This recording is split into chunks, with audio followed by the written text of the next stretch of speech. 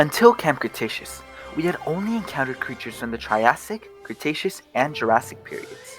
However, Camp Cretaceous introduced us to our first glimpse of a Cenozoic-based creature, the Smilodon. This unexpected revelation sparked intense discussions about the possibility of Jurassic World featuring animals beyond dinosaurs from different eras besides the Mesozoic era. Cenozoic animals in Jurassic World Evolution 2 is probably the most split topic in the community, with many people believing that they will join the game and many others believing that they will not. As the Smilodon is the only cloned Cenozoic animal that we know of right now in the Jurassic universe, the Smilodon is either the make or break for this potential DLC. As if Frontier omits the Smilodon from a second Camp Cretaceous DLC, I think that it is safe to say that Cenozoic animals will not be making their way to Jurassic World Evolution 2.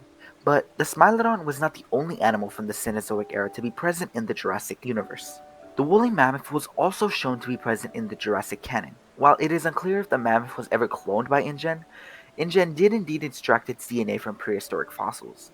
During Camp Cretaceous Season 1, the campers went on a trip to Dr. Rule's field lab, and we briefly saw mammoth fossils being transported in the lab. This otherwise hidden piece of evidence has usually been discarded when people speak on a potential Cenozoic DLC for Jurassic World Evolution 2.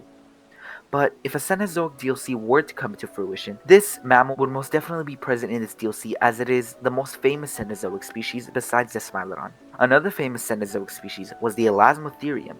The ELASMOTHERIUM was truly a colossal beast, with an estimated height of about 2.5 to 2.8 meters, at the shoulder length and a length of around 16 feet. Its overall appearance would be reminiscent of a modern-day rhinoceros, but on a much bigger scale. This species would also be a perfect addition for a potential Cenozoic DLC. The KELENKEN, also known as the terror bird, KELENKEN was truly a sight to behold as it stood as one of the largest known species of terror birds. With an estimated height of about 10 feet, it was an imposing presence in its environments, and its distinguishing features with its incredibly long, robust beak, which measured up to 18 inches in length. This powerful weapon was sharp and hooked at the tip, enabling the KELENKEN to deliver devastating strikes to its prey. It was also able to utilize its strong and powerful legs to kick and slash at its opponents, and this would be a very unique species to see in Jurassic World Evolution 2. But how about we move on to the depths of the sea for this next species? The Megalodon, meaning giant tooth, was a massive prehistoric shark that prowled the world's oceans during the Miocene and Pliocene epochs. It holds the title for being one of the largest and most powerful apex predators to have ever existed. The Megalodon was thought to have been in the base roster for Jurassic World Evolution 2, as we received a screenshot containing what looked like to be a large shark fin before the game came out, but ultimately it turned out just to be the Tylosaurus tail fin. This species is loved by millions worldwide and is my all-time favorite prehistoric species.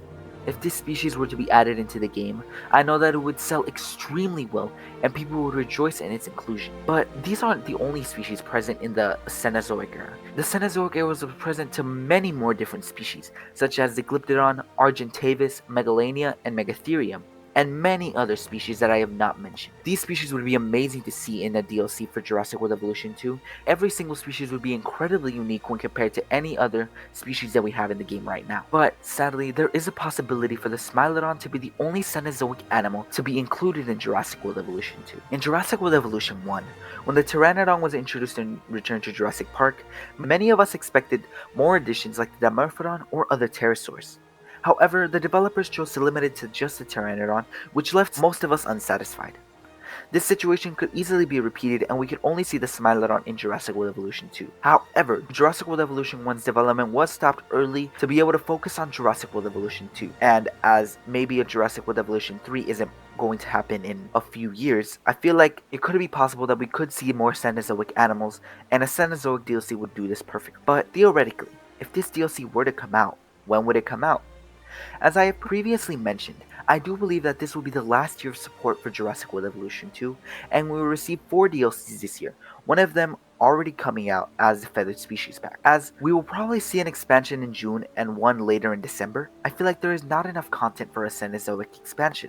So I feel like a Cenozoic Species Pack would be a better format for this, while allowing us to receive a second Camp Cretaceous DLC and possibly a novel or anniversary DLC in December, with a Cenozoic DLC being in between a second Camp Cretaceous and novel DLC in September. But perhaps it is too much to hope for in Jurassic World Evolution 2, and this might be reserved for a potential Jurassic World Evolution 3. Such a sequel could delve into different narratives, especially considering the various projects in development for the Jurassic World franchise. Or maybe we could see more Permian animals, Cenozoic, and maybe Paleozoic animals. The future of Jurassic World Evolution 2 is exciting, and I'm eager to witness its evolution. Share your thoughts and opinions on this matter, and consider subscribing to the channel and liking the video. But if you want to find out what the next DLC for Jurassic World Evolution 2 will be, maybe you should consider clicking on this video, where I discuss everything that could come in JW2's next DLC. But that's it for me, guys. I will see you guys next time.